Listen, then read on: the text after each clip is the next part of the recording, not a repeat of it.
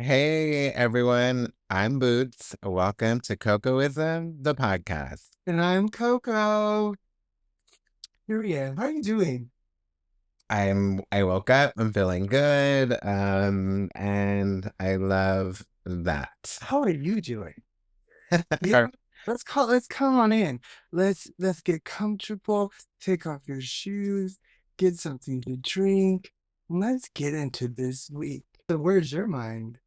Now, I'm coming off a natural high of the weekend, and little Cha Cha, she's running around. Working. Hi, Cha Cha. But it was great. I mean, besides work, family time, um, celebrating my sober return, my sober birthday. It was really, really special. And of course, Matthew and Coco, you and Matthew were there. And I don't know, it was a perfect end to the weekend for me. It's like I wanted to do so much during the week, and I think I accomplished it all. I was feeling a tad bit under the weather, and but that didn't really matter.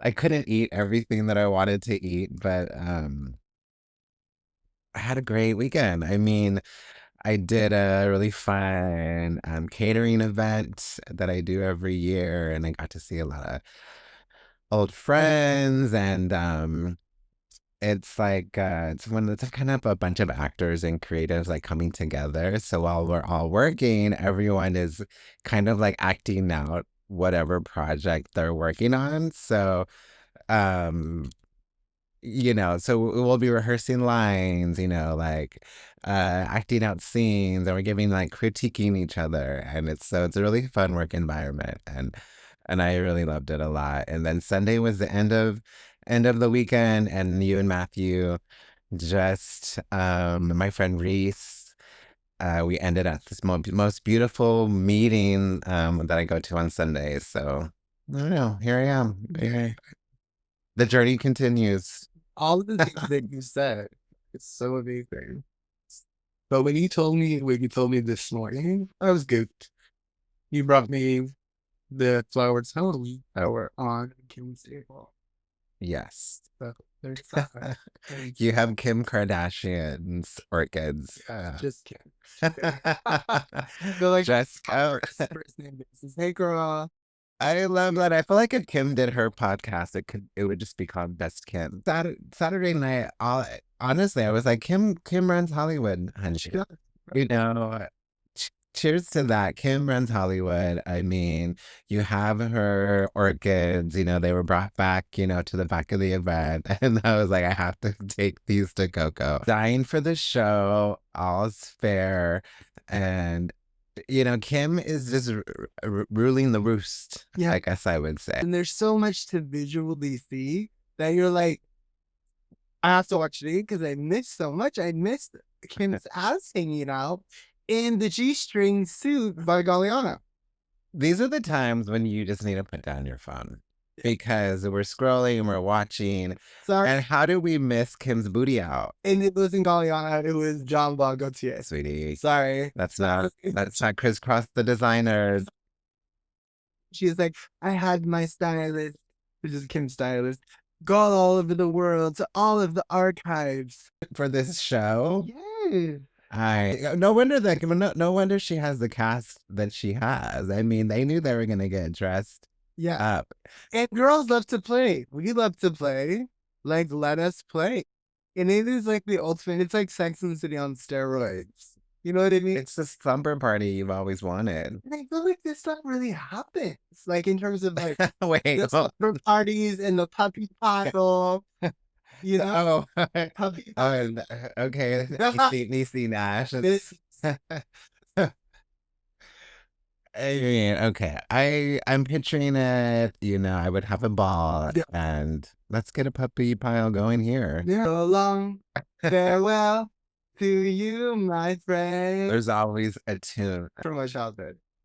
It's not sparking anything, but It was God, I just totally forgot. But if you grew up in the 90s, you knew, or if you're a kid in the 90s, out of the box. The That's what it's called.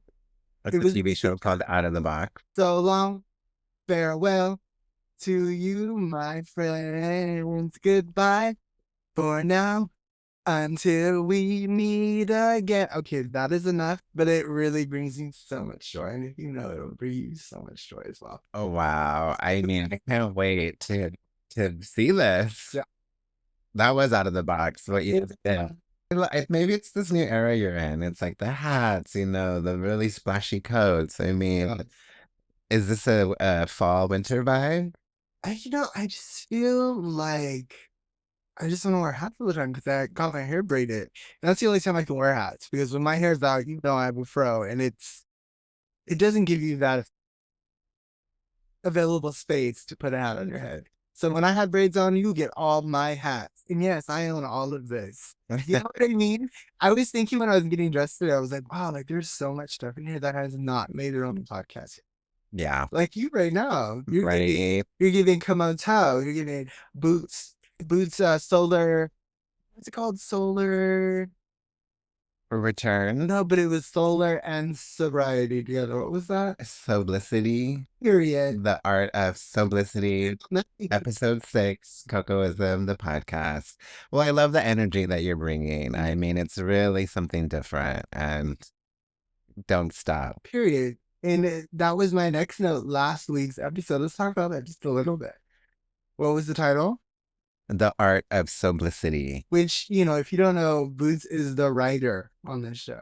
He writes everything. I might could. But speaking of last week's episode, I mean, if you only lived in this house with us, you would have been part of the saga that is episode 6, The Art of Simplicity, because the episode was filmed on the full moon, which was in Taurus, which was letting this house have it.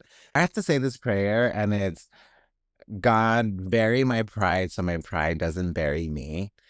And it's how I have to live every day. It's what's gotten me through my sobriety journey. It's what's gotten me living in my everyday life. And it's like when you think that's when you have to realize you just don't know. And as confident as we can be in this podcast and like being in the camera and all the ideas coming together, something will always take you back to the beginning of day one of wiping the board clean and figuring it out, because it's work and you really have to let a lot go. You have to let it go. Allow for imperfection. Really. I mean, at the end of the day, you learn that, there's none of these are going to be perfect. Even when our team grows and we get more people, it still won't be perfect. But just finding a way to like to get to a point where we love it enough to want to share it. That's what I learned. I learned that I needed to just take a breath and take a moment and slow down. I'm always telling myself to slow down. But I think I forget to tell myself, slow down. Do a little bit less. We can't do everything. And that's the G, baby. And I woke up when I read this, I was so happy. Because there's so much negative happening in the world. So we get these little wins. Like last week, we got a big win. And now this week, we got another one. They're not touching same-sex marriage. Right. It's not going back to the Supreme Court. Yep. All is safe and sound there. It's really huge because when things are getting bad when your kid is like, I read this. Do you think that's going to change? Like, whoa. Like, that's huge because they're seeing it on their feeds. Right. What did he say? What I just said, he was just like, I don't know when this was, but he was like, oh, like I can't remember exactly the word, but it's always little sprinkles here and there. And you're just like, well, nothing's going to change here. Nothing will change here. A lot can change out there. At any moment, we don't have any control of that. We barely have control of what's happening in here. But what we do know is we as a family will still stay together, you know? Yep. But I think with that kind of news, it can scare people, it can scare kids. They're like, what does that mean? You know? But today means that we can rejoice today. Right. And then, I think it's really where, I don't know, maybe where you come from. I mean, when you allow yourself to live in fear, right? I mean, is it really scary? I mean, it can be, but I don't know. I think when you allow that fear to come in, there's maybe there's something you're not comfortable with. I'm not talking about this, what you're Yeah. talking specifically, but I was at work the other day and not to change topic, but on you reminded me of this. But you know, the uh the election of Zohran Mamdani, the first Muslim mayor of New York, and which I'm so happy for. And it's like, in politics, it's such a big discussion and it's so touchy, and it's not always the funnest, right? And if you're at work, but I was at work and there was a client who was just raving about how terrible it was that he was elected Mm. and how New York was going to be run into the ground and he was going to fail and this and that, and I was setting up my station, so I was just listening, and she looked over to me and she was like, "Do you agree, right? Like, you agree?" And I was like, "Actually, I don't. I'm like, really so excited for Mamdani to be elected. It's like he's so inspirational and like gives so much hope, and I'm excited. Like, I can't wait to see what he does." And you really have to believe in something, and you have to first of all have hope. And she was just carrying on about the same thing over and over again, how he was just going to fail. And um I said, I have faith. I have faith. And New York voted for him. He won this election. So when someone just can't be like happy, and she doesn't even live in New York. She lives in West Hollywood. Um, when you can't just be happy and hopeful, it's like it's so I don't know. It's like I guess I wanted to almost be disturbed, but it's like there was some kind of fear that this woman or this person, and that maybe many people have, when there's such a big change confronting you, literally, that comes from hope, faith, and something new. um where I was like, wow, like you can't even give yourself the space in this body of yours, in this heart, in this mind, to know that as intellectual as you think that you are, that you don't think any of these people in New York who voted for him are as intellectual as and it's like, come on. And so it was like, it was a good moment because I was like, it didn't get heated or anything like that. But I had to say, like, I am so happy for him. I cannot wait to see what he does. Right. And then you were talking today about Erica Dusso, Mm. the new mayor of Philly that first openly transgendered. Sure. Right. And Erica, congratulations. You know, the point of it all is that there are new people in politics, and no matter where you're coming from, you have to do the work. Welcome, welcome. Let's get to work. And I think a lot of people get like afraid of like change, right? And things, people, energies shifting, and I think a lot of people are afraid of that. And I don't know, it's so exciting. It's politics has been kind of like not glamorous for a long time. Not to say that it's more glamorous now, but there's new blood in it and there's new people that we're talking about. So that there's a lot of hope there. And I think that's what young people want is they want someone, people that are going to challenge what has been happening. They're going to want change to happen. They want someone to be dramatic. I mean, frankly, that's why we're at where we're at right now, because people want something that's like shaking it up. But we need to be careful what we want to shake up. And so that's why it's so important to vote. I mean, no matter what, like vote because it matters, you know? Right. Because when we don't say anything, you can't say anything when stuff happens that you don't agree with because you would say nothing. You didn't do nothing. I know. I didn't say nothing here. I didn't even want to get into like politics on the show, but I feel like it's something that we have to talk about, you guys. Right. You know? And I'm really grateful to be able to vote and be able to have my opinion heard. And I mean, not that many people have read this headline about Erica. Heard about New York, Mhm. but we all need to hear about other things too. Erica do so. But also bringing it back to Matthew, he made this comment, and I don't know when this was. It was, I don't know where you were, but we were. Oh, it was the other night at the Grove. He was like, the new mayor of New York, like we were talking about him, and he was like, he's just, he's always out on the streets. Like, you think he's gonna be okay? Like, do you think someone's gonna like hurt him? And I was like, the reality is, people that want change, they're not thinking about that.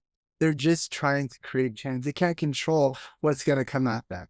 And I was like, just because you're afraid of something like that doesn't mean that you shouldn't still want to try to make change, Mhm. because you never know what's going to happen.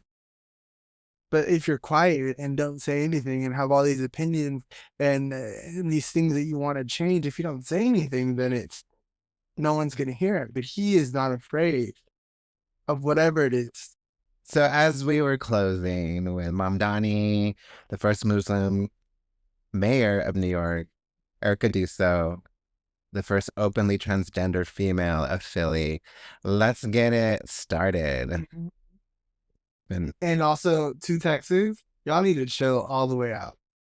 Because this whole banning drag show is ridiculous. And people are like, oh, like, like I've been to Texas. I love it. But right now I have no interest on going. Because it's like, it doesn't make any sense. The things that are coming out of there when it comes to certain topics. You know? so can you elaborate what's going on in Texas? So in Texas, you cannot, like a drag queen cannot perform. And any establishment that hosts a drag show, they get a fine of $10,000. Well, that's a shame. Shame on Texas. You know. Like, focus on things that are important, not this. This is like freedom of speech, it's performance, it's art, it's back all the way up.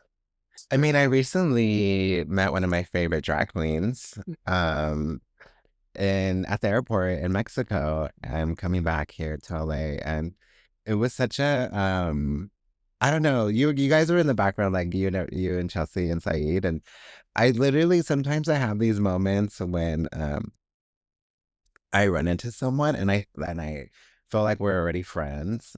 So like the saying hello part is like super easy. Like, hey girl, hey, like hey, how are you? And I don't know what, but I looked up and Shangela was I was already sitting down and Shangela was like sitting behind me. And she was coming back to her chair and I just turned around and I saw her coming back to her chair and I was like, oh my god, hey, like how are you? Like we just like locked eyes and she was like, I'm so good, like how are you, like you're and I was like, she was gonna say my name and I was like, no, actually we've never met before, but I've always wanted to meet you. I've always wanted to like meet you and I love you and I'm Boots. And she was like, "Oh my God," and we met and we just like chatted for a little bit. I think she was coming back from like a big Halloween event, and we just caught up about life, and it was just we could have talked all day. And so, Shangela, thank you so much for that moment. Um, I'm wondering what you're thinking about this topic, drag being banned in Texas. I'd love to get your thoughts on that, and also invite you here to COCOISM, the podcast. So, as a friend, and the moment that we had, it was so special and so sweet. So, huge fan. I mean, Yeah, we really, really would like your point of view on this because, yeah, seems uh, like a lot, but I feel like we have bits and pieces in the media, and I would like to hear from someone that's there, that goes there.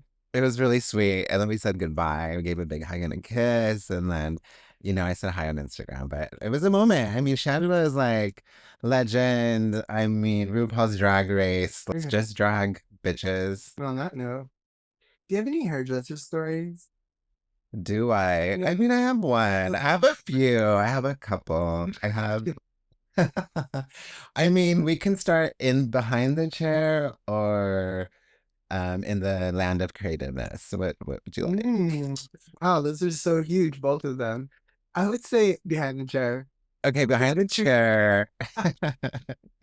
Let's see. Behind the chair. Well, I gave a little one already, but I don't know. I think sometimes when you're a hairdresser, and maybe for me, I'm a hair colorist, so I don't know. Like sometimes I'm like, I'm not trying to be like a Riddler or like speak in riddles or like I'm trying to describe what I think that you're saying that you want. So Wait a minute. So in COCOISM, the song, it clearly states that he Boots talks in riddles. But go ahead, continue. I mean, Keithan just You killed it. okay. So maybe I'm known as the Riddler. Speaking, yeah. And so I don't know. Like I've had this moment with a client who was like, I don't know. We're like painting two different pictures, and I thought they were like melting together, right? And then it's like you come to find out that it's like not what the person wanted, and that's okay, right? It's like I can always fix something or tweak something out. But I don't know. I'm just kind of like, and I read through my text messages or my emails when I'm reading like what I'm writing and like what they said, and like I'm like we could be I could be riddling all day long. It's like you could write me a message, I could write you one back. I mean, I can have very many descriptive words. Copper is red browns. Golden. All of these things, and in the end, you may not look like what you imagine you're going to look like, because sometimes beauty comes from within, and you have to have a vision. You have to share the vision that I have, because I create something so beautiful when I see you that it just comes out of me, and it's special for you. So I think it's just kind of like when that's not really like I don't know, like meshing, which I've had recently where I'm like, I don't know, like I can't write any more emails back, because I can only create a vision of you when you're there with me, and sometimes you're not gonna like it. And that's okay too. Like, I mean, I have to, like I said, bury my pride, so my pride does not bury me. But I do have another one. How What is were you gonna say? That you were what? Are you in a hurry? no? Go ahead. Well, why does it need to be quick? No, it doesn't. Okay, we're recently on a shoot Oh my god. for the one and only. Only. I'm just gonna say her initials for now. JM. Period. On this shoot, so excited, right? And we both have a really great relationship with her. She's a great friend of ours. Beautiful, just so talented, like all the things. And we've been talking about this shoot for a little while, and you hear what you want to hear, maybe, or we both pick up our own little notes, and her and I happen to be Scorpios, So we just have this almost this like telepathic connection, right? Or it's like, I hear the tones or the undertones, or I see, and I think she sees that in me. And so let's see, I think it started at the beauty supply store where we're gathering some items, and I, Let's be real. So oh, no, I'm right. we Wow. Oh, no, no. But I want to start in the beginning from when I started dropping the hints of what we needed. oh okay. So in the first beauty supply run, I was like, babe, I knew what we need. I was like, babe, look at all these rollers. Do we have enough rollers for the shoot? Do we have rollers? Oh, we got rollers. Oh yeah, we got rollers. I don't even think we're using rollers. So we don't need to buy any new ones. Okay. Gotcha. Day of shoot, we're packed up, we're packing the car. Babe, do you got all your stuff? Do you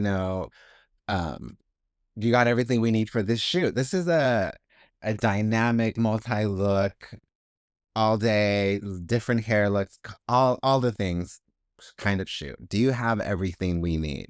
That gives this person, him, Coca, the opportunity to maybe go down his checklist with me. Like, this is what I got. I got this, this, and this.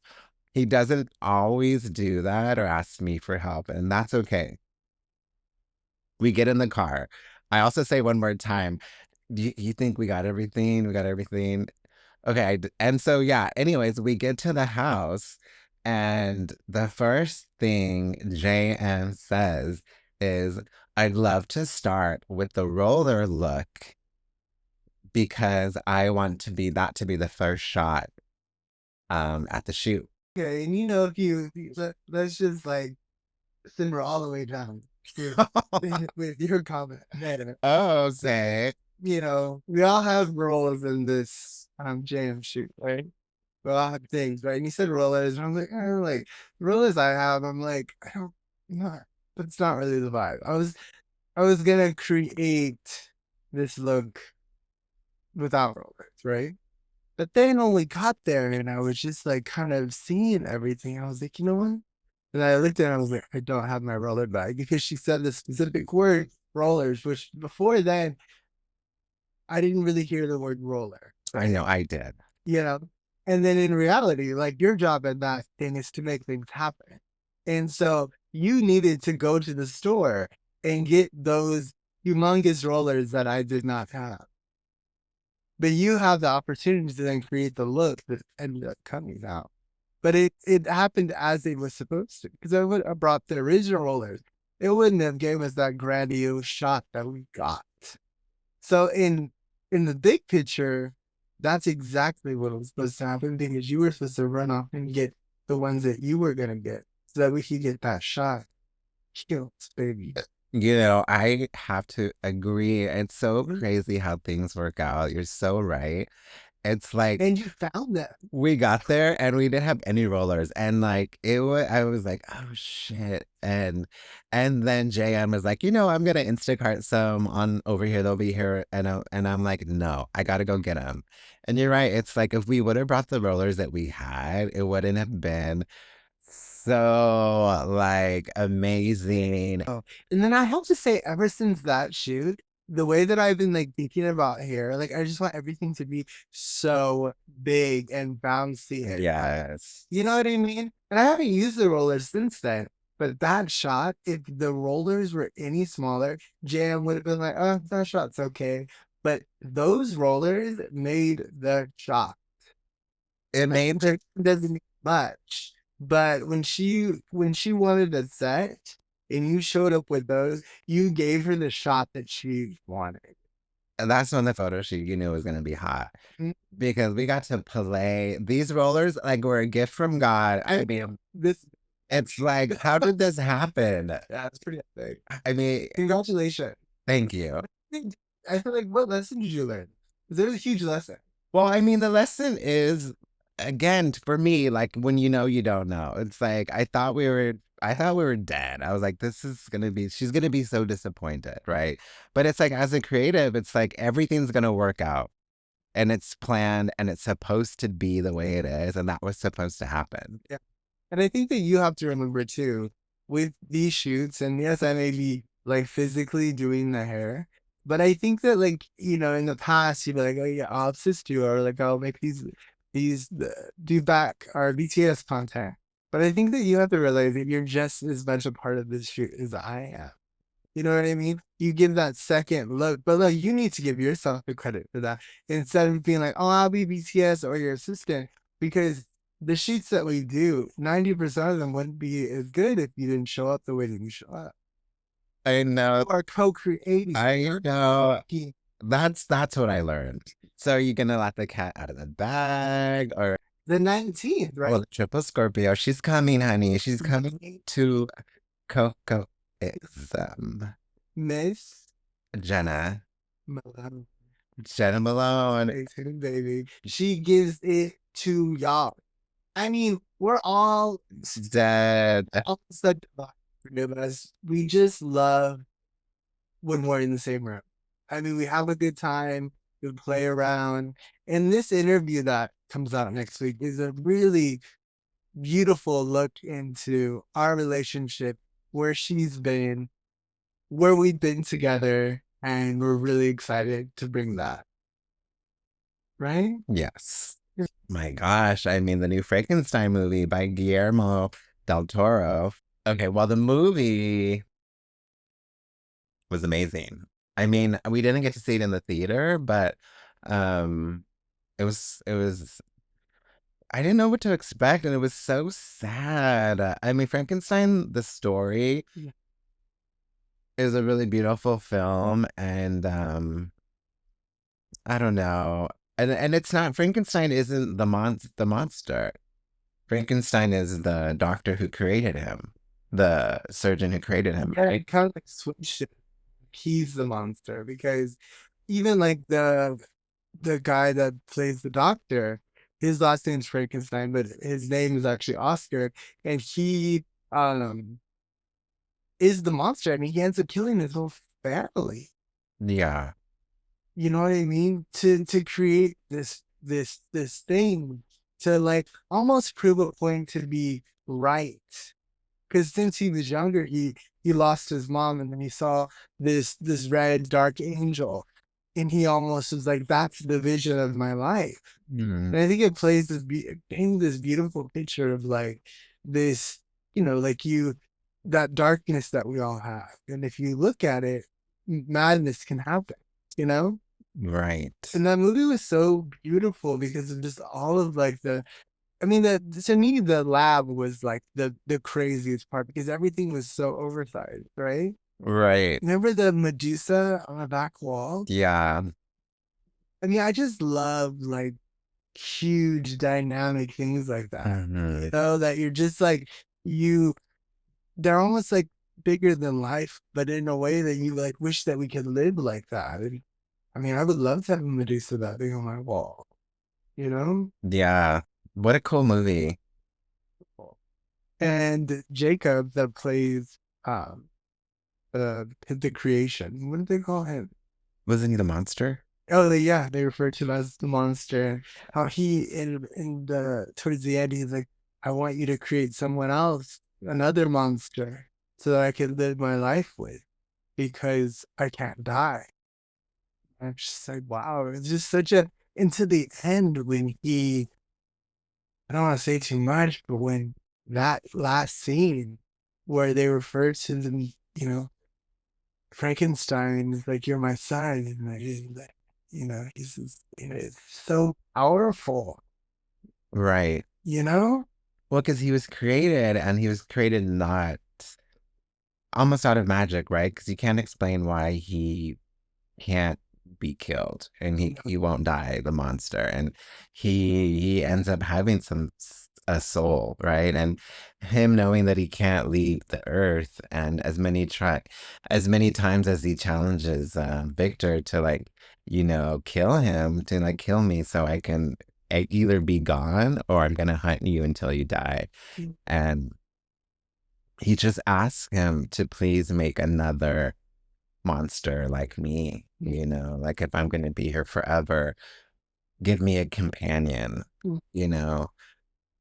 And I mean, imagine if Victor would have done that. I mean, Victor couldn't think of anything but himself. He was obsessed with, first of all, creating the monster, and then almost just threw him away like in the trash, and just self-obsessed about, I don't know what, like his failures or his like his own pain when, there was the monster was out there like trying to figure out life.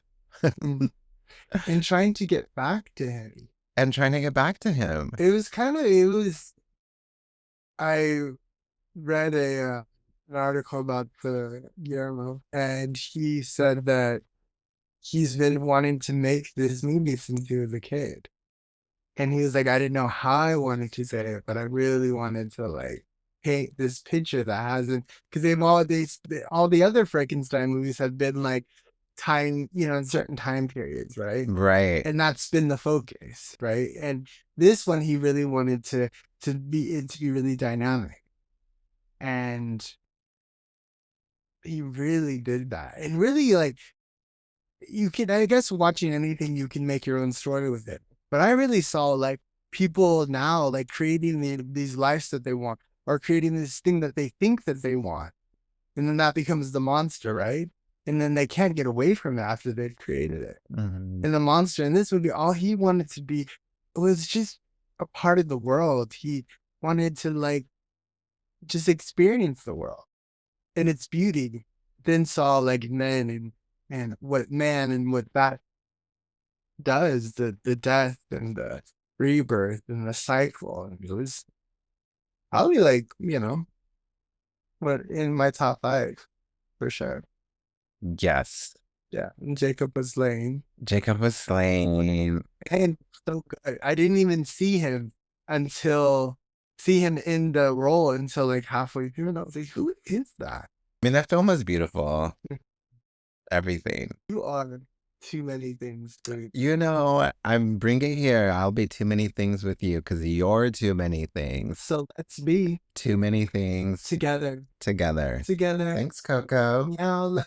Meow.